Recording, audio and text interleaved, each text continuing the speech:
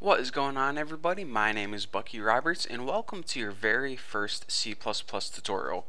Now my guess is that if you're watching this video you probably already have a basic understanding of what C++ is, but for those of you guys who don't, C++ is a computer programming language. It's how you make computer programs, computer games, so if you're interested in making any of those, then congratulations, you're in the right spot. So before we just start opening any program and trying to write C++ code, I want to let you guys know that you need to download and install a few programs first. Now good news, all these programs are entirely free. But before we just go ahead and start installing them, let me tell you guys what they are and what they do. The first program that you're going to need is called an IDE. This is pretty much the program that allows us to write the code and run it. Aside from that, we need something called a compiler. Now, a compiler is basically the thing that translates the code that something that computer programmers can understand to something computers can understand. So we're going to be typing code and it's going to be easy for us to read and understand what's going on, but in order to transfer it to, translate it to a bunch of ones and zeros that the computer can understand, we need that compiler. So with that being said, a lot of people download these separately. They download an IDE and then they download a compiler. But what I'm going to be doing is I'm going to be showing you guys a program that is going to allow you to download it and install it all in one big shebang. So let's go ahead and open Google, and like I said, don't worry about paying for anything because this program is entirely free.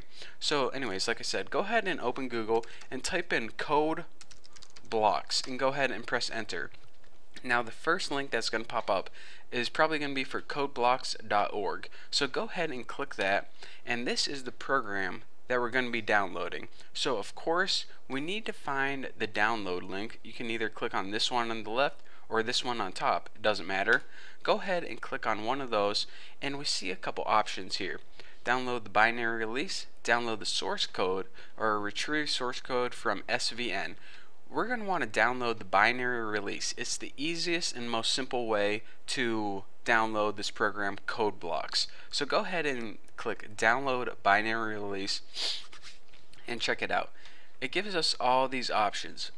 Now depending on what platform you're running, most of you guys will probably be running Windows. You're going to want to choose one of these options, but for those of you running Linux and they also have a Mac version down here, you might want to choose these. But for most of us, we're going to be running this on a Windows machine. So you're saying, alright, now we have it narrowed down to two choices, CodeBlocks 10.05 setup or CodeBlocks 10.05 MINGW setup. What we want to do is we want to download this second one, the one that says MINGW. Now this version 10.05 may be different depending on when you're watching this tutorial and if they updated CodeBlocks, but make sure you get the one that says MINGW. The first one is the IDE, the second one MINGW. That MINGW means the compiler too. So when we download this, it's going to give us the IDE, and remember that's where we write the code, and the compiler as well. And remember, the compiler is the program we need so the computer can understand what we're doing. So go ahead and you can either download it from Barely OS or SourceForge.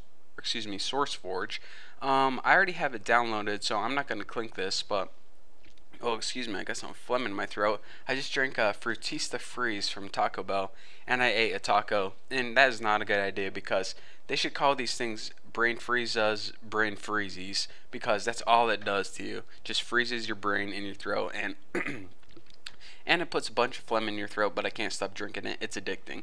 So anyways, go ahead and click this link from sourceforge.net and go ahead and save the file. And whenever you save it and open it, a wizard's gonna pop up and you just have to click next like 80 different times, and then you have CodeBlocks installed. So I already installed it, so I'm not gonna walk you guys through how to do that because it's really simple, and I'm not gonna act like you guys are dumb and you don't know how to install things on your computer. So anyways, once you have it installed, you have this program called CodeBlocks right here. Now you probably have it on your all programs, you might have it under CodeBlocks. What I like to do is right click it and just send it to desktop, and what that's going to do is it's going to give you a nice little icon on your desktop. But anyways, Once you have it installed, just go ahead and double click it, and we're going to run a really simple program just to make sure it's working correctly. So go ahead, it gives you these tips, close them out. What we're going to want to do is create a new project, and you can either do that by creating this new project right here, but what I like to do is I like to go up to the file menu and click new project. Now it's going to give you a list of a bunch of different projects you're going to want to create. What we're going to want to choose is console application. This is what you're going to be choosing most of the time. This pretty much means a basic program for the computer.